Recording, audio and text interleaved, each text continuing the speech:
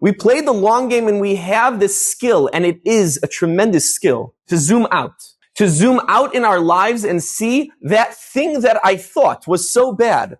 My glasses of my perceived reality that I was wearing was so quick to judge this as being bad, and yet I see that down the road, it led to something so beautiful.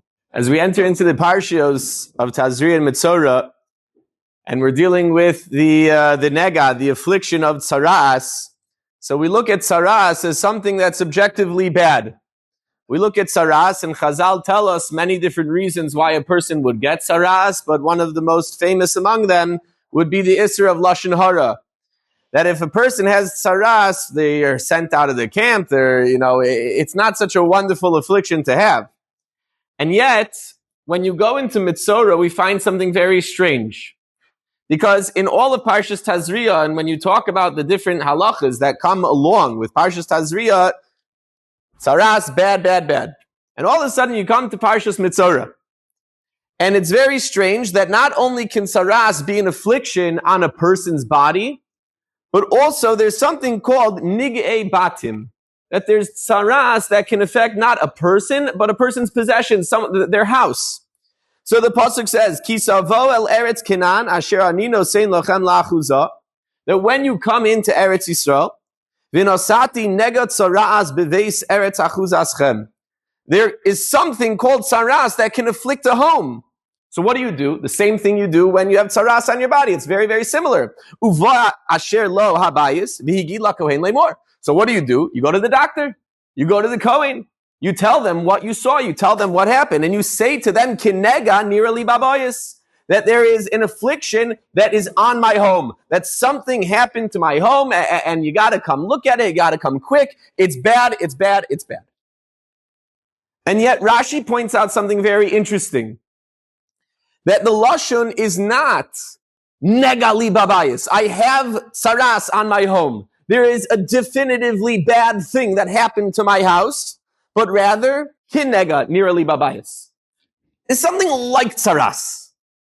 I'm not so sure, but it looks like something's bad is going on. So Rashi tells us, afilu talmid chacham sheyodea shu nega vadai. Let's say you're a talmid chacham. You learn negoyim. You know what tsaras looks like. You've written a sefer on nigei batim.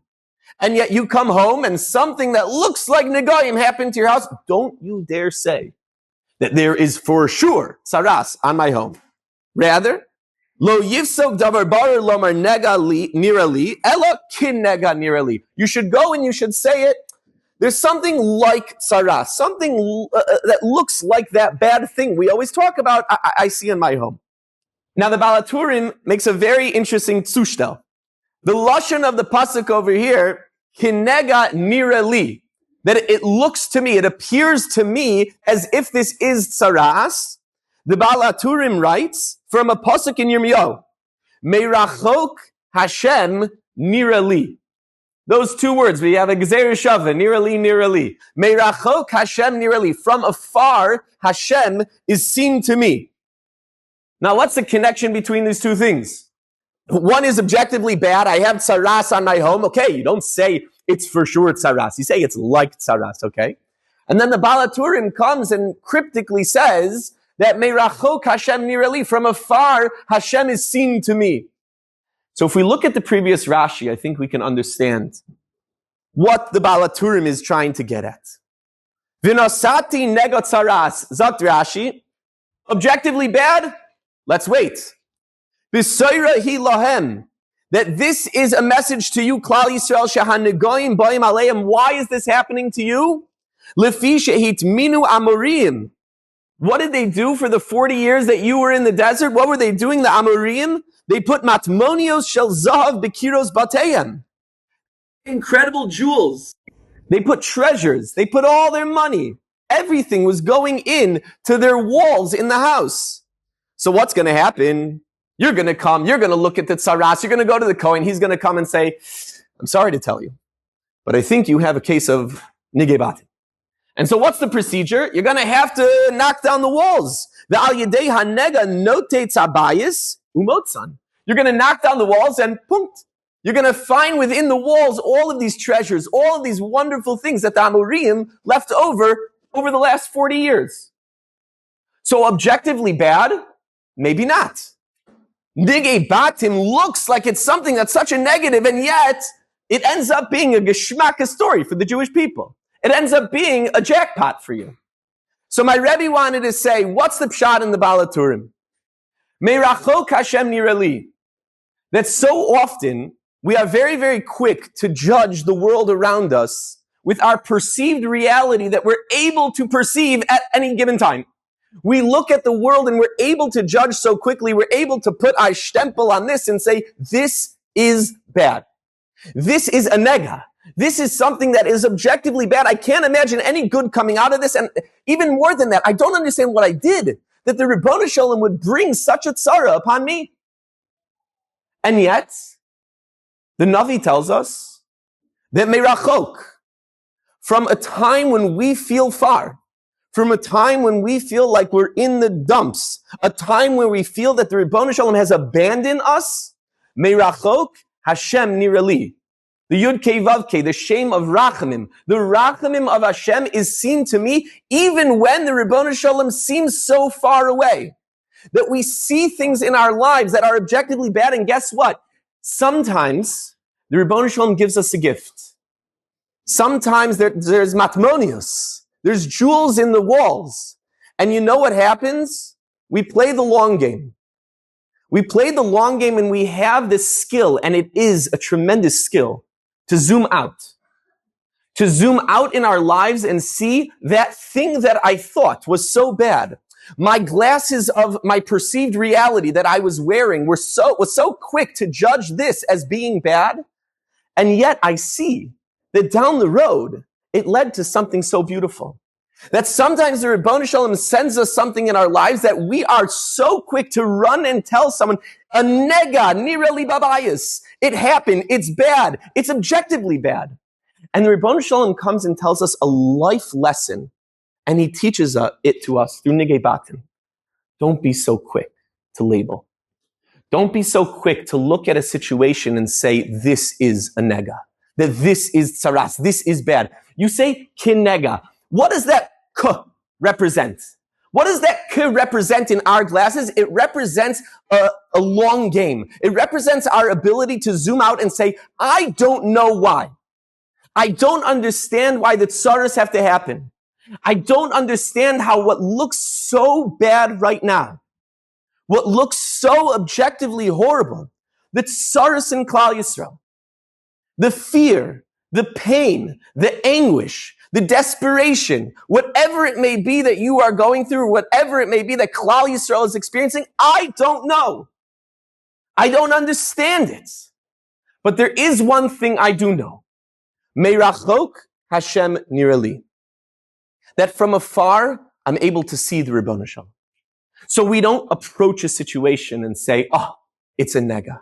We say, kin nega. We put on our emunah glasses. We put on our glasses that are able to zoom out and say, I understand that kol man do'avid rachmana l'tav avid. How do we know? The Klal Yisrael, when they came into Eretz Yisrael, they understood. They knocked down the walls and poof, there was a Rolex in their wall. It was a wonderful thing. But all of a sudden, we say, that's not happening to me. I never knocked down my wall and found $1 million. That never happened to me. But there's not a person in this world that can fail either of these tests. The test number one is looking at something so horrible in your life. Look at something that happened to you in your life, and there's just no way about it that you can write it up as a good matana, a chesed from the Ribono Shalom. You lost your job. Someone was gone. Someone left us in this world. There was a sickness, whatever it may be. And you start getting creative. You start putting the dots together. You start saying, okay, A led to B, and B led to C, and C led to, oh my gosh. And then E. And if A never happened, I would have never arrived at E. Do you know how many times something has happened to me in my life? I didn't get a job. This didn't happen. Whatever happened in my, and I promise you, I look and I try and say, but that led to this and that led to, and now this amazing thing that I sing Hallel v'Hodah to the Ribono Shalom about only came about through that objectively bad thing. Or you could do it the other way around. Look at something so gorgeous in your life. Look at some incredible bracha that the Ribono Shel Olam has given you and start tracing it back. Say, oh, this amazing, gewaldige thing happened in my life, and that only happened because of this, and that only happened because of, and I promise you, you'll hit something in the road. You'll hit something in that chain of events that you wish would never have happened. That at the moment you said, this is a nega. This is something that's objectively bad. This is something that I daven to the Ribono Shel Olam, he never gives me. But guess what? We daven to the Ribono Shel Olam to be mekabel our tfilos berachamim. To be mekabel our tfilos berachamim. You know what that means? It means that we recognize that the Ribono Shel Olam knows best and that we don't. And we daven for something to happen or we daven for something not to happen. And the Ribono Shel Olam doesn't just accept our tefillah, says yes or no. He does it berachamim. He knows what's best for us. Meirachok Hashem nirali. The rachamim of the Ribono Shel Olam is seen from afar. He understands what's best for us. He understands what we need. And no one can fail either of those tests. No one can look at something in their life that was so amazing and trace it back, and it was just filled with rainbows and diamonds and everything was incredible. And no one can look at something so objectively bad and say it didn't lead to some good in my life. There's always a kernel of chesed and rachamim in everything the Ribono Shel Olam does. There's more than a kernel. But in this world, with our glasses, sometimes the Ribono Shel Olam shows us that kernel. So we learn how to look at our lives through nigei batim. Don't be so quick to judge. Remember that the glasses that you have on right now are your perceived reality. You're working with all the facts you have. You're working with everything that is at your disposal. But guess what? There's a long game. Meirachok Hashem nirali. Things that seem so bad. Things that seem like a nega. We have to work on our emunah. We have to work on our ability to say ki nega nirali babayis. That the Ribono Shel Olam is helping me. I don't know how. I don't see it. I don't understand it, and I don't know if I ever will. But I have the emunah to realize that down the way, in the process of my working through my tzara, maybe I'll find the treasure in the walls, maybe I won't. But I understand that the Ribono Shel Olam is there for me.